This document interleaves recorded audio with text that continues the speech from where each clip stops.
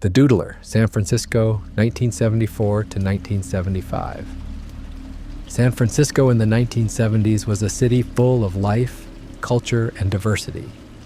But beneath the surface, something dark was unfolding. A serial killer was targeting gay men, leaving behind a trail of bodies and an eerie calling card. He would sketch his victims before taking their lives. The press would later dub him the Doodler. But despite multiple witnesses and a clear suspect, he was never caught. Between January 1974 and September 1975, at least 5 men were brutally murdered, though investigators believe the true number of victims could be as high as 16. The Doodler's method was cold and calculated. He would frequent bars and clubs known for their vibrant LGBTQ+ community, striking up conversations with his targets. Described as a young black man, possibly in his early 20s, he was known for his artistic talents. He would offer to sketch portraits of men he met, using it as a way to gain their trust before luring them to secluded areas. Once alone, the killer would strike, using a knife to stab his victims repeatedly. The attacks were vicious, with some victims sustaining more than 10 stab wounds. The crime scenes showed no signs of robbery, no evidence of sexual assault, only the chilling brutality of a man who seemed to kill for the sake of it. The bodies were often left in remote areas, such as Ocean Beach or Golden Gate Park, making it difficult for police to track his movements.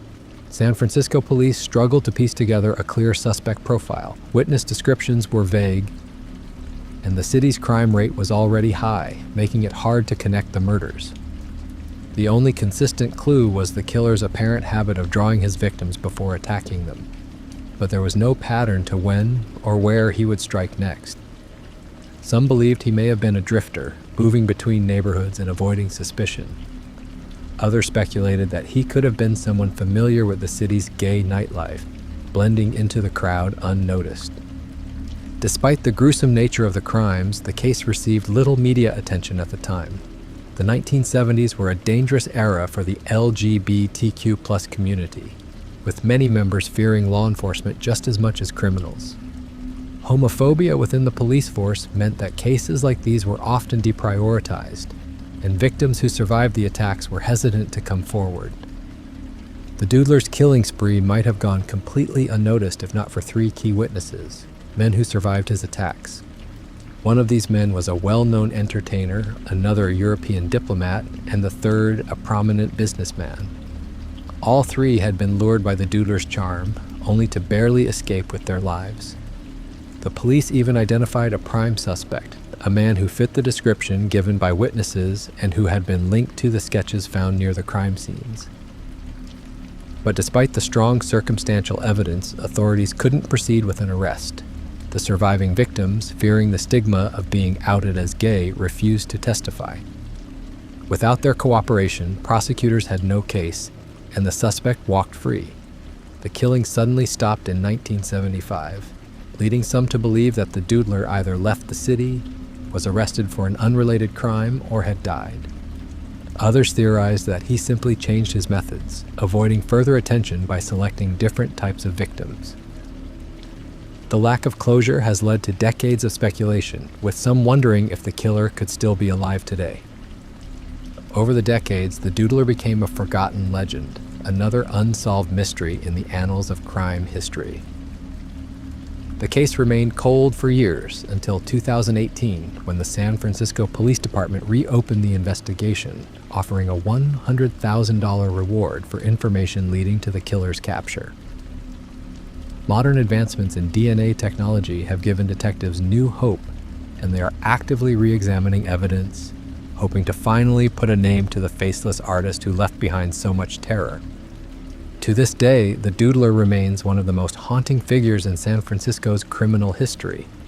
A killer who sketched his victims before snuffing out their lives, leaving behind only unfinished portraits and unanswered questions. If he is still alive, he would be in his 70s today, possibly living among the very people who once feared his shadow.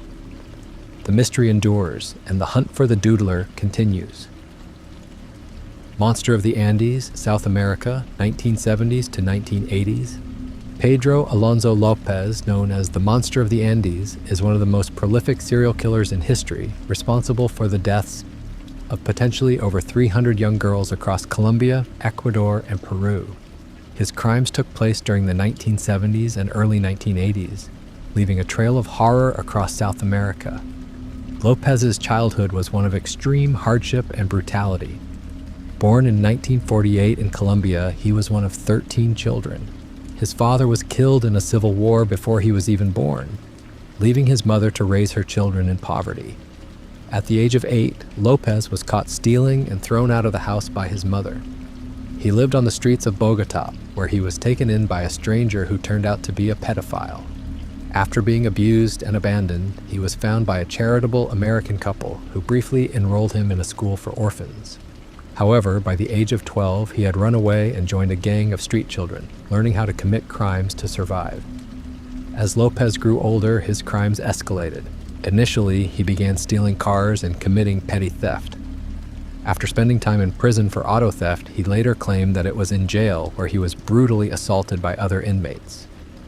In retaliation, he murdered 3 of his attackers, solidifying his taste for violence. After his release, he began traveling across Colombia, Ecuador, and Peru, where he developed a horrifying pattern of abducting, sexually assaulting, and murdering young girls. He later stated in interviews that he targeted girls between the ages of 8 and 12 because he considered them pure. Lopez's method was as calculated as it was sadistic. He would visit rural villages and towns where he would lure children away with small gifts or promises of food. He took them to remote locations, sometimes playing with them for hours before strangling them. He admitted to preferring killing in the daytime because he wanted to see the light leave their eyes. His killings were systematic, and he would often return to burial sites to relive the murders. For years, authorities failed to recognize the pattern of missing children, as the victims often came from impoverished backgrounds and disappearances were not always reported. The enormity of Lopez's crimes only came to light in 1980 when he was caught attempting to abduct a 12-year-old girl in Ecuador. He was taken into custody, where he initially denied everything. However, when an undercover officer posed as a fellow prisoner, Lopez began bragging about his killings. He eventually confessed to murdering at least 100 girls in each of the 3 countries he operated in.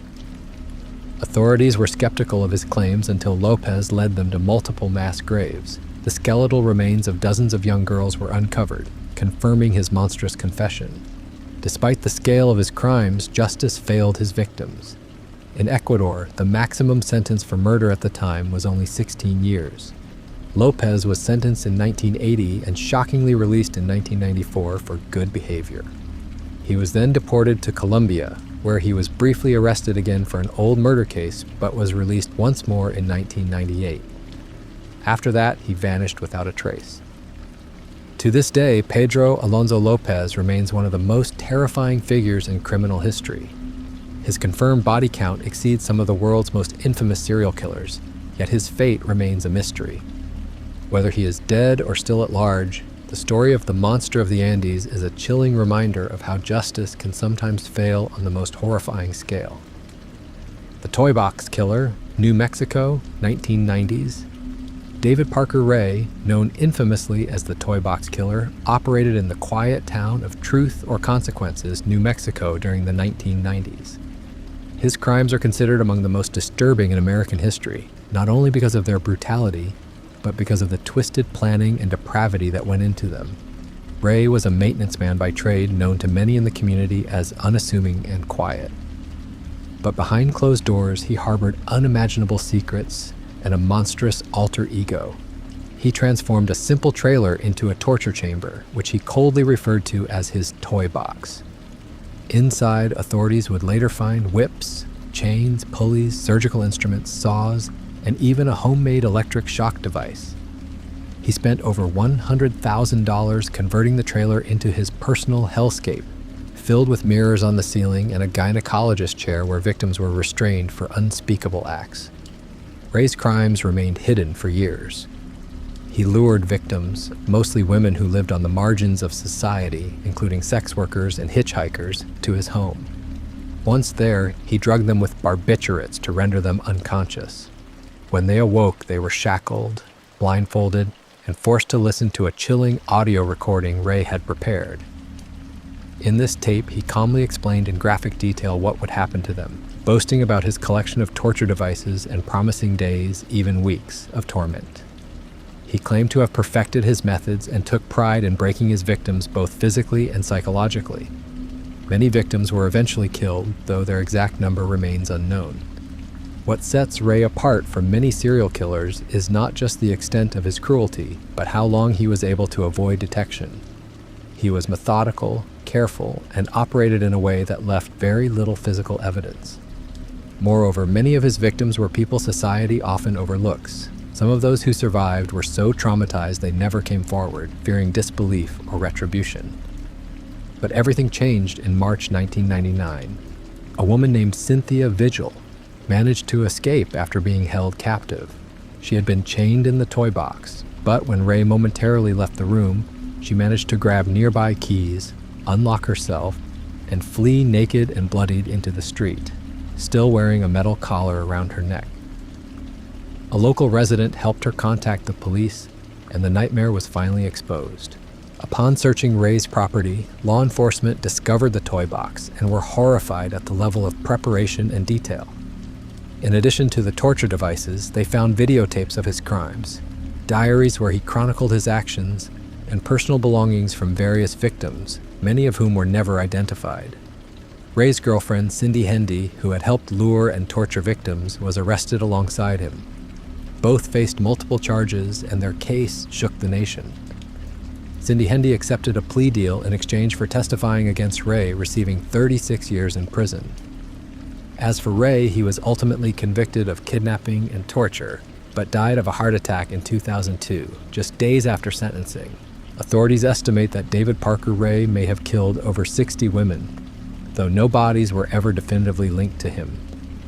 His case remains one of the most haunting in American criminal history. The toy box still serves as a grim reminder of his cruelty, and many of his victims remain unidentified, lost to time and circumstance. Despite his death, the legacy of fear and suffering he left behind lives on, and the true scope of his evil may never be fully known.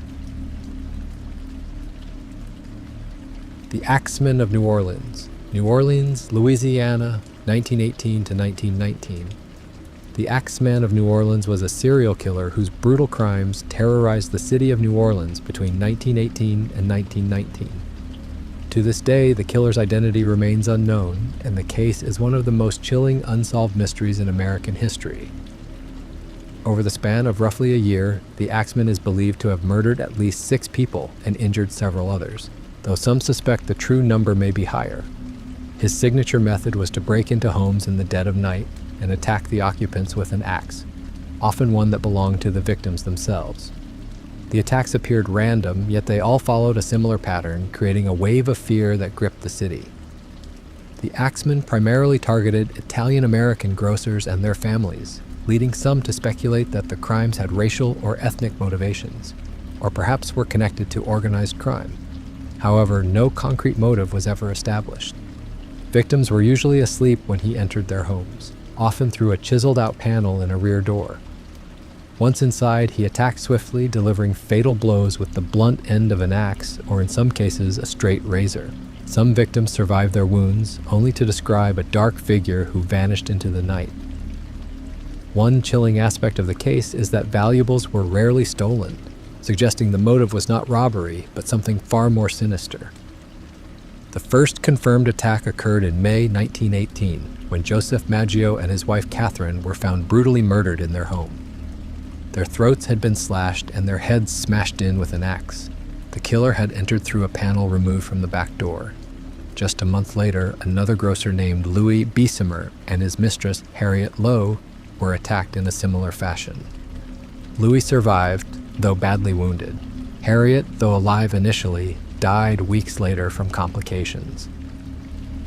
Then, in August 1918, a third attack claimed the life of Joseph Romano, another Italian grocer who was found with severe head trauma and later died in the hospital.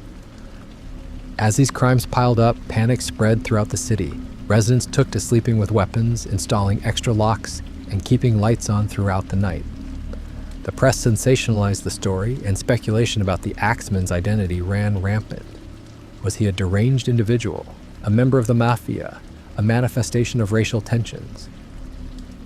The fear reached a fever pitch in March 1919, when local newspapers received a letter purportedly from the Axeman himself. The letter, dated March 13th, was addressed to the esteemed mortals of New Orleans and claimed the Axeman was not human, but a spirit and a demon from the hottest hell. In the letter, the Axeman declared that he would strike again on the night of March 19th, but would spare any home where jazz music was being played. This bizarre declaration sparked a frenzy. That night, nearly every home in New Orleans played jazz music, either from live musicians or phonographs. Dance halls were packed, and the sound of jazz echoed through the city. True to the letter, no attacks occurred that night. The event has since become a part of New Orleans' cultural lore, and the image of a city playing jazz to appease a killer still resonates today. Despite intense police efforts, including interrogations, arrests, and widespread manhunts, the Axeman was never caught. Suspects were named, but none could be definitively linked to the crimes. After the murder of Mike Pepitone in October 1919, the attack suddenly stopped. Pepitone was found bludgeoned to death in his home, his wife and 6 children asleep nearby. The brutality was consistent with previous killings, and many believe it was the Axeman's final act. After that, the trail went cold, and the Axeman vanished as mysteriously as he had appeared. Over the years, theories have emerged. Some believe the Axeman was a deranged local, possibly with a hatred toward Italian grocers. Others suggest a supernatural angle, inspired by the killer's own claims of being a demon. Some tie the crimes to early organized crime activity, though the randomness of the attacks seems to challenge that theory. Regardless, the truth has never been uncovered. The Axeman of New Orleans continues to captivate true crime enthusiasts and historians alike. His legacy lives on in books, films, podcasts, and music. One of the most famous jazz compositions inspired by the case is The Mysterious Axeman's Jazz, Don't Scare Me Papa, released shortly after the infamous letter. The case also reflects the cultural and racial tensions of early 20th century New Orleans, as well as the power of fear and myth in shaping public consciousness. To this day, the Axeman's identity and motives remain a mystery. Whether he was a single individual or several copycats, a madman, or something more, the unanswered questions surrounding the case continue to haunt the city. The story of the Axeman of New Orleans is not just a tale of murder, but a chilling example of how terror can grip an entire city, and how sometimes evil simply slips away into the night, never to be caught. The Butcher Baker, Anchorage, Alaska, 1970s to 1983. Robert Hansen, known as the Butcher Baker, was one of America's most cold-blooded and calculating serial killers. His crimes, committed in and around Anchorage, Alaska from 1971 to 1983, shocked the nation for their cruelty and sadistic nature. What made Hansen particularly chilling was how he led a double life. By day, he was a soft-spoken baker, a father, and respected community member. By night, he transformed into a predator, hunting human beings in the remote Alaskan wilderness for sport. Born in 1939 in Esterville, Iowa, Hansen had a troubled childhood. He developed a stutter and severe acne, which left him socially isolated and the target of bullying. His relationship with his strict, domineering father was strained. Hansen grew up feeling rejected, especially by women, and this fueled a deep, simmering resentment. His early criminal record included arson and petty theft. After a prison sentence in the early 1960s, he moved to Anchorage, where he opened a bakery and seemed to turn his life around. He married, had children, and became an avid hunter, once boasting about setting hunting records. But his hunting didn't stop with animals. Hansen's victims were typically sex workers or dancers from Anchorage's red light district, women he thought wouldn't be missed. His pattern was horrifying. He would lure women by offering money for their services or photo shoots, abduct them at gunpoint, and take them to his secluded cabin. There, he would sexually assault and torture them. Sometimes he let them go, but other times he would drug them, tie them up, and fly them in his private bush plane deep into the Alaskan wilderness. Once there, Hansen released them into the forest, and hunted them like animals, armed with a rifle and a knife. He would prolong their fear, tracking them across rough terrain, sometimes over hours or days, before finally killing them. He treated their terror and pain as entertainment. Afterward, he would take jewelry or personal items as trophies and bury the bodies in remote locations. This twisted ritual repeated itself for over a decade. In June 1983, Hansen's carefully constructed world began to collapse. A 17-year-old sex worker named Cindy Paulson escaped his house after being chained in his basement.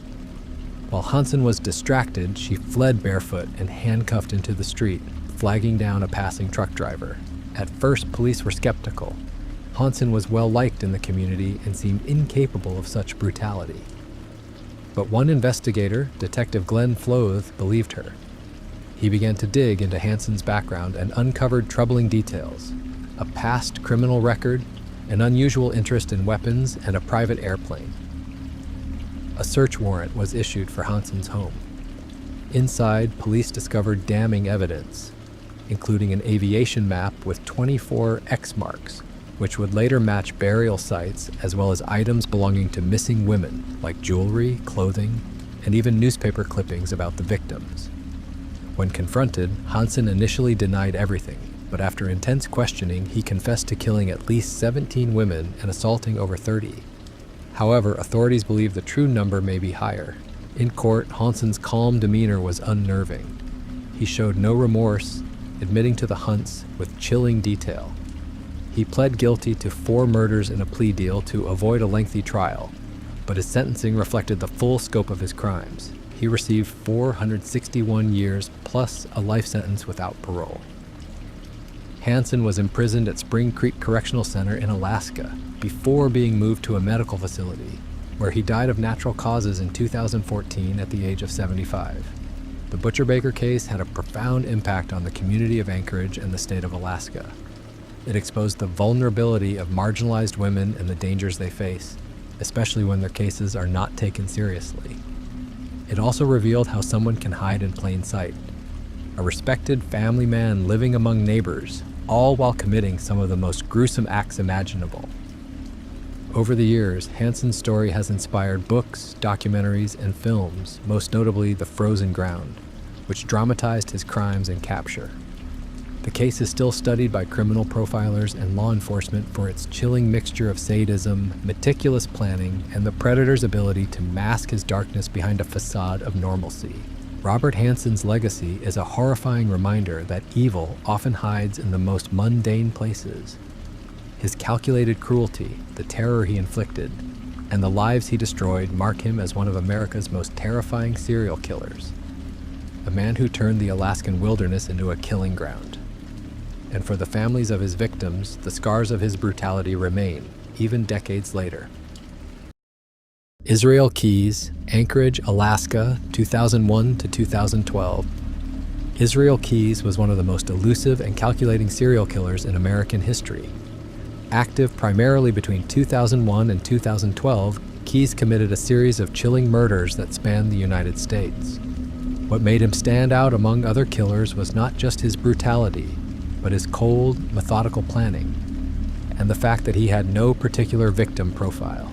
He hunted for opportunity and control, and his crimes revealed a terrifying level of patience and detachment. Born in 1978 in Richmond, Utah, Keyes grew up in a religious, secluded household. His family lived off-grid, and he was homeschooled alongside several siblings. As a child, he showed early signs of being different. He tortured animals, developed an obsession with weapons, and was fascinated by serial killers. By his late teens, Keyes had already committed a violent essay and fantasized about killing strangers. He joined the U.S. Army in 1998 and served at Fort Lewis in Washington. Though fellow soldiers described him as quiet but unremarkable, Keyes would later reveal that his inner world was filled with violent thoughts. Keyes didn't begin his killing spree until 2001, but once he started, he planned his crimes with meticulous detail. Unlike many serial killers who act impulsively, Keyes traveled extensively across the U.S. to avoid detection. He buried kill kits, containers filled with weapons, duct tape, and chemicals, in remote areas near potential crime scenes, sometimes years before using them. These kits, placed in states like Vermont, Texas, and New York, were used to ensure he could strike anywhere, anytime, without leaving a trace. Keyes chose his victims at random. He avoided anyone connected to him, targeting strangers to minimize risk. One of his known early murders was a couple in Vermont, Bill and Lorraine Currier. In 2011, Keyes broke into their home, abducted them, and took them to an abandoned farmhouse. There, he brutally assaulted and killed them, later disposing of their bodies in a way that they have never been recovered. His calm, detailed confession to this crime later stunned investigators. His downfall came in February 2012 in Anchorage, Alaska. Keyes owned a construction business there and appeared to be a normal family man. But beneath the surface, he was hunting. He kidnapped 18-year-old Samantha Koenig from a coffee stand where she worked. He sexually assaulted and murdered her, then left her body frozen in a shed. Keyes went on a cruise in the Gulf of Mexico, returning weeks later to photograph Samantha's body in a staged position to send a ransom note to her family. He sewed her eyes open to make it appear she was still alive in the photo. What Keyes didn't realize was that police were tracking him. He used Samantha's ATM card in several states, and surveillance footage eventually identified him. He was arrested in Texas in March 2012, and upon interrogation, Keyes began confessing, but on his own terms. He admitted to the Currier murders and claimed to have killed at least 11 people, possibly more. However, he refused to name all his victims or locations, wanting to keep control over the investigation. Keyes fascinated investigators. He showed no remorse, described his killings with chilling detachment, and often smiled while recounting them. His crimes weren't fueled by hate or passion, but by a cold desire for power. He enjoyed the planning, the execution, and the ability to get away with it. He was obsessed with other serial killers and sought to surpass them in sophistication. On December 2, 2012, Israel Keyes was found dead in his jail cell. He had committed suicide by slashing his wrists and hanging himself. In his cell, authorities found a macabre suicide note and drawings believed to represent his victims. His death ended the investigation into his crimes, leaving many questions unanswered. To this day, several of Keyes' alleged victims remain unidentified, and some of his kill kits are still believed to be buried across the country. Israel Keyes' case is one of the most terrifying examples of a serial killer who operated completely off the radar for over a decade. His intelligence, discipline, and lack of any clear victim pattern made him a nightmare for law enforcement.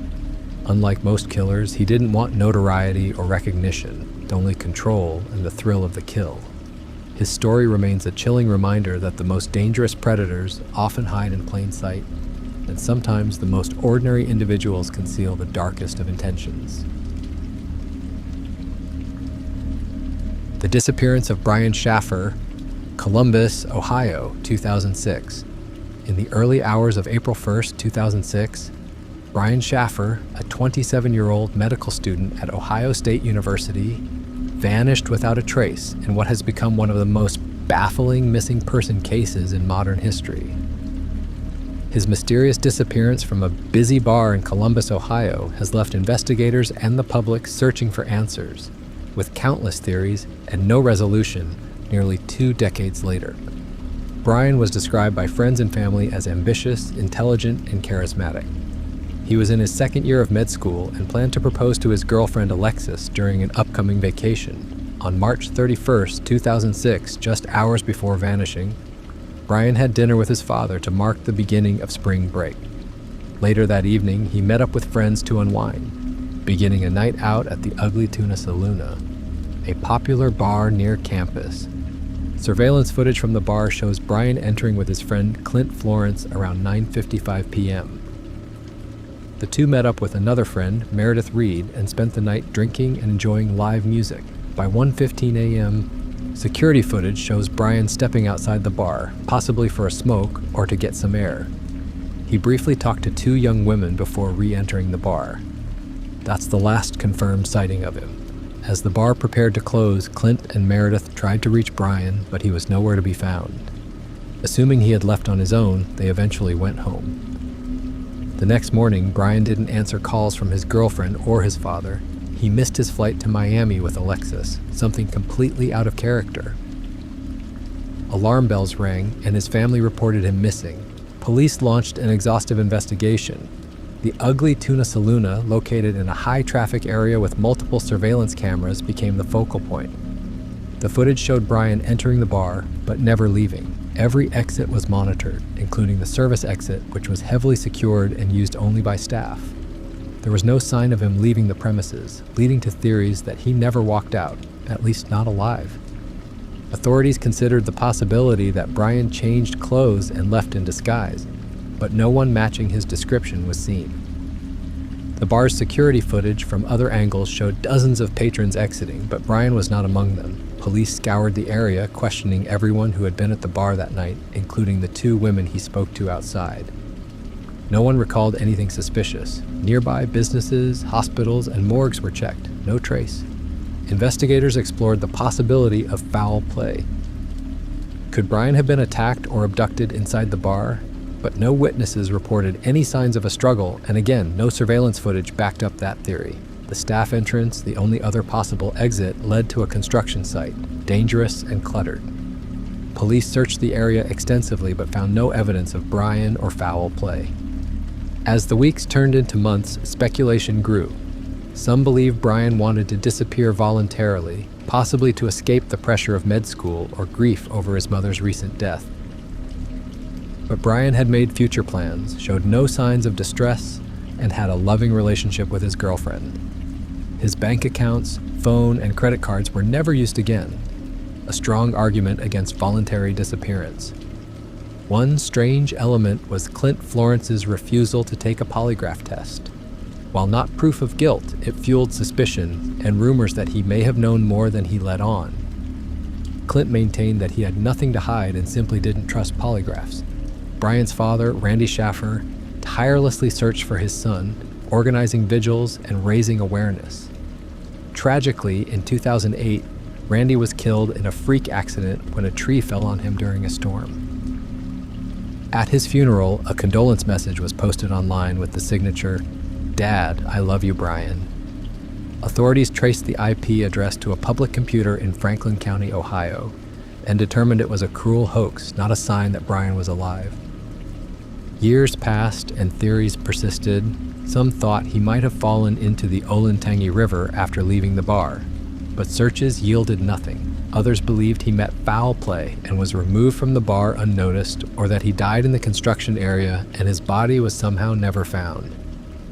In 2021, police released an age progression image of what Brian might look like in his 40s, but no leads emerged. As of today, Brian Shaffer remains missing, his case open and active. The disappearance of Brian Shaffer is a haunting enigma. A man walked into a bar and never came out. Despite modern technology, countless interviews, and national attention, no one knows what happened that night. For his loved ones and the public, the mystery of Brian Shaffer is a chilling reminder that sometimes, even in plain sight, people can vanish without a trace. The death of Kendrick Johnson, Valdosta, Georgia, 2013. In January 2013, a disturbing discovery was made at Lowndes High School in Valdosta, Georgia. 17-year-old Kendrick Johnson, a well-liked student and athlete, was found dead inside a rolled-up wrestling mat in the school's gym. What began as a tragic accident soon spiraled into one of the most controversial and debated death investigations in recent memory, raising questions about evidence handling, potential foul play, and the pursuit of justice. On January 10th, Kendrick failed to return home from school. His mother, alarmed, reported him missing. The next morning, students at Lowndes High stumbled upon a horrifying scene. Inside the gym, partially upright inside a large rolled-up wrestling mat, Kendrick's lifeless body was discovered. His feet were visible from the top of the mat, and he was upside down, wedged tightly inside. The gruesome nature of the scene shocked the community. Authorities quickly responded, and an autopsy was conducted. The official cause of death was ruled as accidental positional asphyxia. Investigators proposed that Kendrick had climbed into the mat to retrieve a shoe, a pair he shared with a friend, and stored at the bottom of the mat to avoid locker fees. According to this theory, Kendrick had reached in, fallen, and become stuck, unable to free himself or call for help. However, from the start, Kendrick's family rejected this explanation. They believed their son had been murdered and that the evidence pointed to foul play. As photos from the scene were released, public scrutiny grew. Images of Kendrick's face, swollen, discolored, and bloodied, circulated widely. His parents argued that the condition of his body was inconsistent with an accidental death and more indicative of a beating. Further controversy surrounded the investigation. Surveillance footage from the gym was incomplete, with hours of time unaccounted for. The sheriff's department attributed this to multiple cameras operating on different systems and automatic deletion cycles, but critics found it suspicious. Additionally, several key items, including Kendrick's organs, were missing during a second autopsy commissioned by the family. The funeral home explained that the organs had been discarded and replaced with newspaper to preserve the body, a move that outraged the Johnson family and the public. In 2013, the family ordered an independent autopsy, which concluded that Kendrick died from blunt force trauma to the neck. This finding directly contradicted the official report. Tensions escalated, and in 2014, the U.S. Department of Justice opened a formal investigation into the case, examining possible civil rights violations and the possibility of murder. During the federal investigation, rumors and accusations surfaced. The Johnson family accused 2 fellow students, sons of an FBI agent, of involvement in Kendrick's death, alleging a cover-up. These individuals denied any involvement and were never charged. In 2015, Kendrick's parents filed a $100 million wrongful death lawsuit, but it was later withdrawn without charges or admissions of guilt. The federal investigation, after years of review, was closed in 2016, citing insufficient evidence to pursue criminal charges. Despite the case being officially closed, Kendrick's family continued their fight for justice. In 2018, they petitioned to have the case reopened.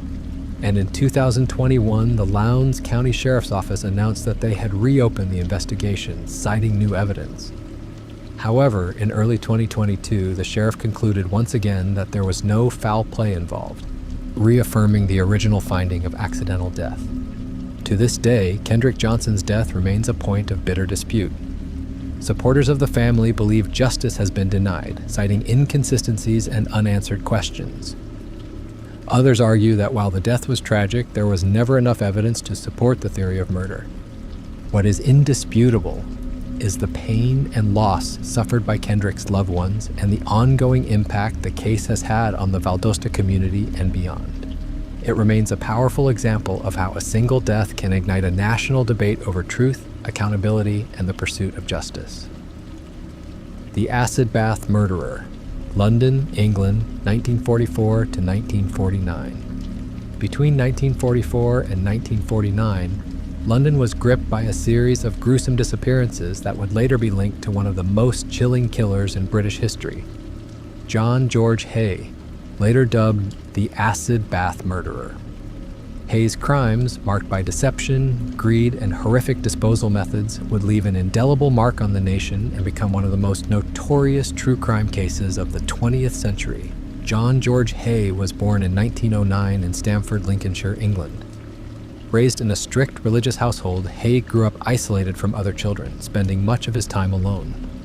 As he reached adulthood, he developed a knack for forgery and petty crime, often relying on charm and manipulation to con others out of money. These tendencies would eventually escalate into a deadly pattern of murder and dissolution. Hay's criminal mind was heavily influenced by his understanding of the law. He mistakenly believed that without a body, murder could not be proven. This belief led to the development of his signature method, dissolving victims in sulfuric acid, hoping to erase all physical evidence of his crimes. His first known murder occurred in 1944. Hay targeted William Donald McSwan, a wealthy man he had previously worked for.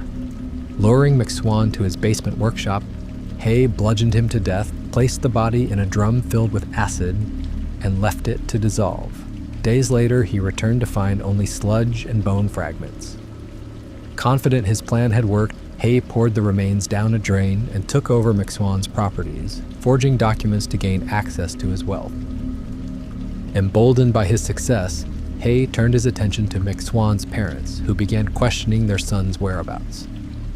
In 1945, he murdered both of them in a similar manner, dissolving their bodies in acid and assuming control over their assets. Hay used the money to live lavishly, frequenting high-end hotels and casinos. But greed knows no bounds, and Hay's desire for wealth led him to more victims. In 1947, he befriended Dr. Archibald Henderson and his wife Rose. Posing as a potential buyer for their property, Hay ingratiated himself with the couple, eventually luring them to his workshop. He shot them both and dissolved their bodies in acid. Again, he forged documents to gain control over their possessions, including their house and vehicles. Hay's final victim was Olive Duran Deacon, a wealthy widow. In 1949, he convinced her he had invented a new type of nail polish and invited her to his workshop to discuss investment opportunities. Once there, he murdered her with a revolver and attempted to dispose of her body in acid. However, this time, Hay's arrogance would lead to his downfall. Olive's disappearance was quickly reported to the police, who began investigating Hay. When authorities searched his workshop, they found damning evidence: personal belongings of his victims, documents with forged signatures, and most chillingly, human remains, including gallstones and part of Olive's dentures, which had not dissolved completely. Hay confessed to the murders with disturbing nonchalance, even claiming to have killed more than the 6 known victims. He showed little remorse, detailing how he dissolved bodies and disposed of them. His belief that without a body there could be no conviction was shattered when forensic scientists presented evidence of his victims' remains. At his trial, Hay attempted an insanity defense, claiming that he had recurring dreams about blood and was driven by a thirst for it. However, psychiatrists declared him sane, and the jury quickly found him guilty. On August 10, 1949, John George Hay was executed by hanging at Wandsworth Prison. The acid bath murderer's case sent shockwaves through Britain and remains a stark reminder of how intelligence, charm, and a cold-blooded pursuit of wealth can combine into a deadly force. Hay's grisly method of body disposal became infamous, and his case played a role in advancing forensic science, particularly in how investigators identify remains without a full body. The Villisca Axe Murders, Villisca, Iowa, 1912. In the small, quiet town of Villisca, Iowa, one of the most gruesome and mysterious mass murders in American history took place on the night of June 9, 1912. The Villisca Axe Murders, as they would come to be known, claimed the lives of 8 people, a family of 6 and 2 visiting children. And despite over a century of investigation, the case remains unsolved. The brutality and eerie details of the crime scene have kept this story alive, haunting both the town and true crime enthusiasts for generations.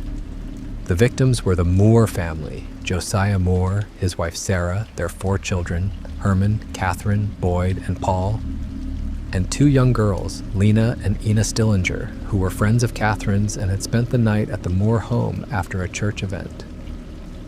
On the morning of June 10th, a concerned neighbor noticed the house was unusually quiet, with no one stirring to do morning chores. After knocking and receiving no answer, she called Josiah's brother, who used a key to enter the house. What he discovered was a scene of unimaginable horror. All 8 victims had been brutally murdered with an axe, believed to be Josiah's own, which was later found in the guest bedroom covered in blood. The killer had started with Josiah and Sarah delivering vicious blows to their heads as they slept. He then moved to the children's rooms, dispatching them in a similar fashion before finally attacking the Stillinger girls. What was particularly chilling was the level of overkill.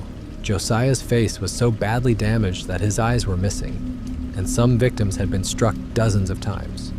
Sheets and clothing had been used to cover the bodies and mirrors, and the killer had even cooked a meal in the kitchen, leaving it untouched. Investigators theorized that the killer had hidden in the attic before emerging late at night to carry out the slaughter. Despite a thorough search and significant efforts by law enforcement, no suspect was ever conclusively identified or convicted, although several were investigated. One of the most prominent suspects was Reverend George Kelly, an eccentric and troubled traveling preacher who had attended the same church event as the Moores that night. Kelly was known for erratic behavior, and days after the murders, he confessed, only to later recant. His confession was riddled with inconsistencies, and despite being tried for the murders in 1917, he was ultimately acquitted after 2 trials.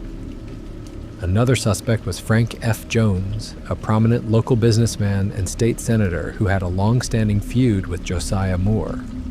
Moore had previously worked for Jones, but left to start his own business, taking clients with him, which led to bitter resentment. Some theorized that Jones hired a hitman to exact revenge, but no solid evidence ever tied him or anyone else to the crime. The brutality and seeming lack of motive led some to believe the killer was a transient, possibly someone who had committed similar crimes elsewhere. Indeed, a string of axe murders occurred across the Midwest around the same time, leading to speculation about a serial killer traveling by train. However, no definitive connections could be made. The Moore House has since become a well-known haunted location, attracting visitors from around the world. Some claim to have experienced paranormal activity, including voices, moving objects, and unexplained cold spots. Whether haunted or not, the house remains a chilling reminder of one of America's most savage, unsolved crimes. To this day, the Villisca Axe Murders remain a mystery, a century-old puzzle with no clear answers. The horror of that night, the small-town fear that followed, and the failure to bring anyone to justice have ensured that this case continues to fascinate and terrify, a haunting chapter in the annals of true crime history.